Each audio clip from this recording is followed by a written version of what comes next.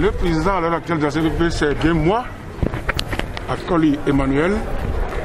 Je suis élu par le congrès ordinaire qui s'est déroulé à Voda-Romé le 7 décembre 2019.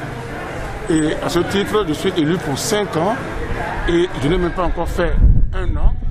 Donc le 7 décembre prochain, nous allons célébrer l'anniversaire de la première année de mon mandat. Mais les statuts sont là pour être respectés.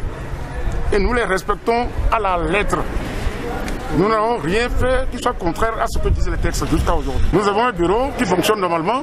Le bureau fonctionne normalement. Mais le souci, c'est qu'il y a des gens qui sont levés en violation de tous les textes du parti que nous avons adoptés ensemble au Congrès et qui se permettent de pouvoir organiser un conseil national en violation de tous les textes. Et ils se disent qu'ils sont élus pour un bureau provisoire. Et là aussi, nos textes ne prévoient jamais de bureau provisoire.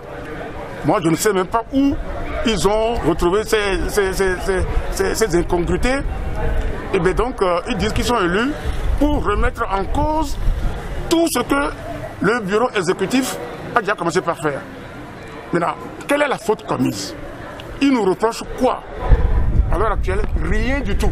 Alors là, rien. Et je vous autorise à poser la question à ces gens-là, ce qu'ils reprochent au bureau actuel, qu'ils vous le disent. Moi, à ma connaissance, il n'y a rien. C'est une question d'ambition démesurée et que nous allons corriger bientôt. Un désordre n'est jamais une bonne chose pour un parti politique. Surtout pour la CPP de Edem Kodo, qui est un parti respecté. Un parti qui a construit quand même, qui a fabriqué beaucoup de cadres dans ce pays. Nous trouvons que c'est un peu désolé, je suis désolé de constater que c'est en ce moment-là où nous avons besoin de mettre de la sérénité dans le parti. C'est en ce moment-là que certains se donnent le luxe de le mettre en péril.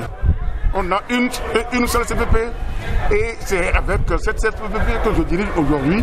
Et donc nous continuerons par œuvrer pour que la CPP ait une meilleure visibilité sur le terrain. Donc, comment une telle décision peut être légitime ou légale dans la mesure où aucun texte n'a été respecté? Si on doit aller à un conseil national, mais il faut écrire au président. Le président est là, je n'ai reçu aucun courrier me demandant de convoquer un conseil national. Je dis bien aucun courrier. Sinon, ce que nous avons vu, c'est plutôt c'est du banditisme politique qu'on a installé. C'est du gangstérisme, ça je précise, je signe. Parce que ceux qui ont fait ça, ils ont peut-être un agenda derrière la tête que nous ne connaissons pas.